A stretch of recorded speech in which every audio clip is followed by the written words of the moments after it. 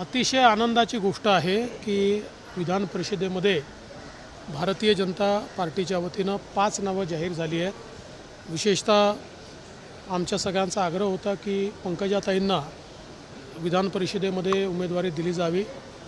केंद्रीय भारतीय जनता पक्षाने ते मान्य केलं आहे आणि त्यांचं नाव जाहीर केलं आहे। त्यामुळे आम्ही केंद्रीय भारतीय जनता पक्षाचे आभार मानतो। या युतीत असं महायुती होणार असं दिसतंय एकूण यादीवरनं। म्हणजे काय त्यात तुम्हाला शंका असेल?